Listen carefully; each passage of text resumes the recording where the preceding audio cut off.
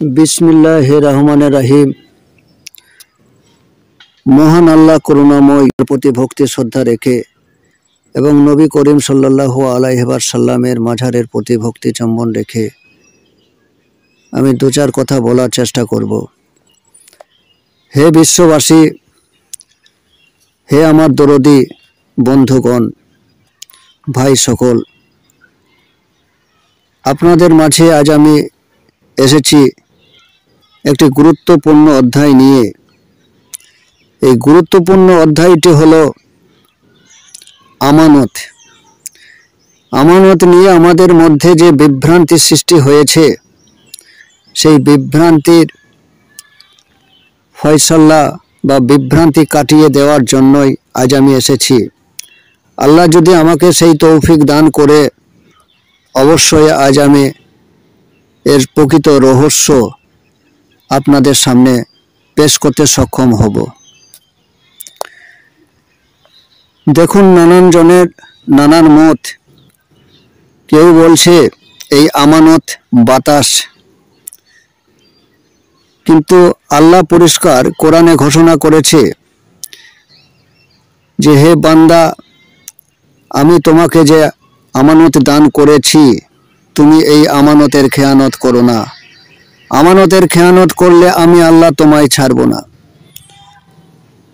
দেখুন, এই আমানত কেবলমাত্র মহান আল্লাহ সৃষ্টিকর্তা আদমকেই দান করেছে। আদম ছাড়া আল্লাহ কোথাও আমানতকে দান করেনি। তাহলে যারা শ্বাস প্রশ্বাসের কথা বলে, বাতাসের কথা বলে, এই মানুষকে বাদ দিয়ে আরও যে 17,999 মাখলুকাত আছে, তারা কি অক্সিজেন ব্যবহার করে না? তারা কি বাতাস ব্যবহার করে না? কিন্তু সৃষ্টিকর্তা তো বললেন আমি কেবলমাত্র আদমকে দান করেছি। তাই যুক্তিতে আমি পাচ্ছি না বাতাস কিভাবে আমানত হয়। কেউ বলছেন এই আমানত বীর্য। দেখুন, একই প্রসঙ্গ, একই যুক্তি। বীর্য কি কেবলমাত্র মানুষের, পশু পাখি কীট পতঙ্গের কি নাই? তাহলে বীর্য কিভাবে আমানত হয়? আপনারা একটু চিন্তা ভাবনা করে দেখবেন।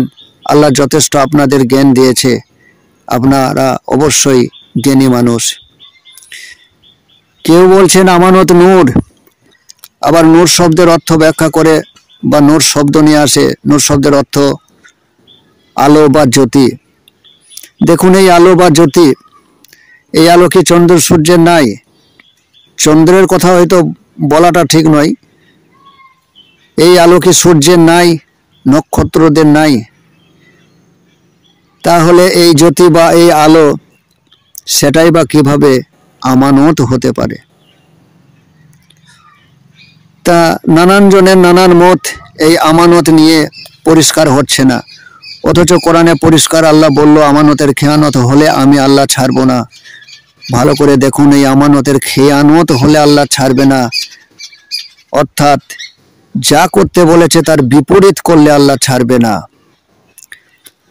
ধরুন, আপনার পিতা আপনাকে 500 টাকা দিয়ে বাজারে পাঠাইলো, বলল বাড়িতে আজ মেহমান আসবে, তাদের আপ্যায়ন করতে হবে, তুমি সঠিকভাবে মাছ মাংস তরকারি যা দরকার বাজার করে নিয়ে এসো। আপনি বাজারে গেলেন 500 টাকা নিয়ে,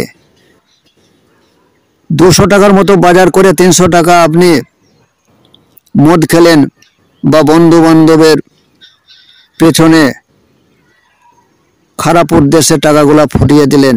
তারপর আপনি বাড়ি এলেন। আপনার পিতা তো আপনাকে 500 টাকা দিয়েছিল, 500 টাকার হিসাব নেওয়ার অধিকার তার আছে কি না?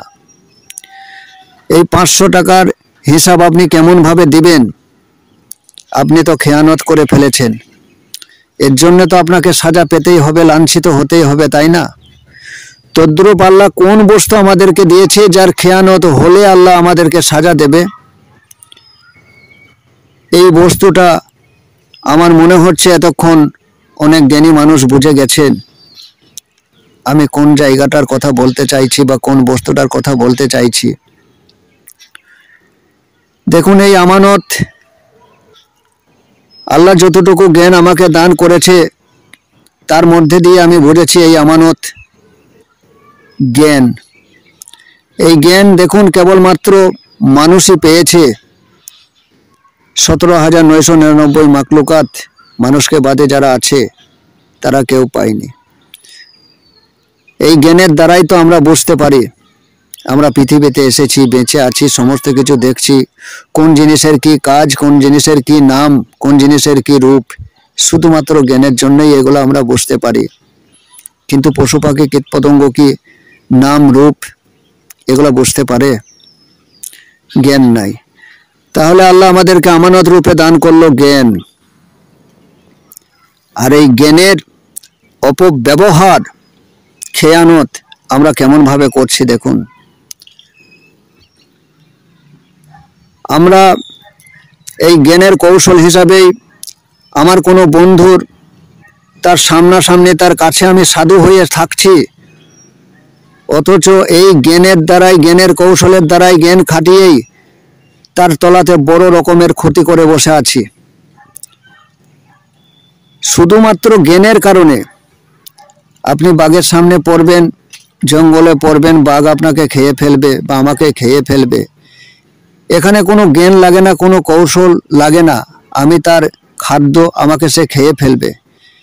কিন্তু মানুষ কত সুকৌশলে তার জ্ঞানের দ্বারাই আরেকটা মানুষকে মার্ডার করে, অথচ সে সাধু সেজেই থাকে।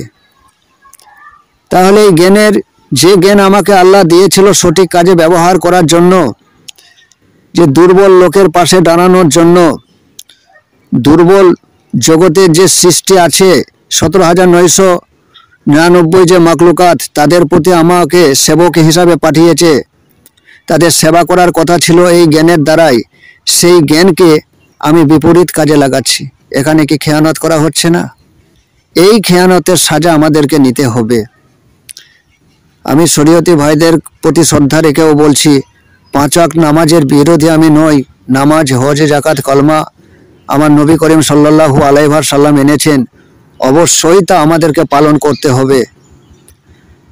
সেই পালনের সাথে সাথেও আমাকে এত সুন্দর হতে হবে আমি যেন এই আমানতের খেয়ানত না করি, এ ধারেও আমাদেরকে নজর রাখতে হবে। যে কারণেই আমি আমানতের কথাটা আজ বলছি।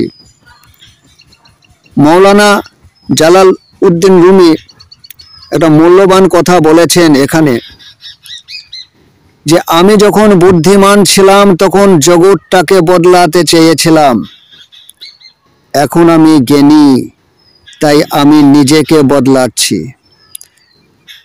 দেখুন, এই জ্ঞান থেকে জ্ঞানী, জ্ঞান যাদের থাকে, যারা জ্ঞানী হয়, তারা জগৎ বদলাতে চায় না, তারা নিজেরা বদলে যায়। আর নিজে যখন বদলে যায় তখন তার কাছে জগৎও বদলের রূপ নেই। আপনাদের প্রতি আবারও শেষে শ্রদ্ধা রেখে আমি আজকেকার এপিসোড এখানেই থামিয়ে রাখছি। আল্লাহ তৌফিক দান করলে আবার আপনাদের সঙ্গে কথা হবে। খোদা।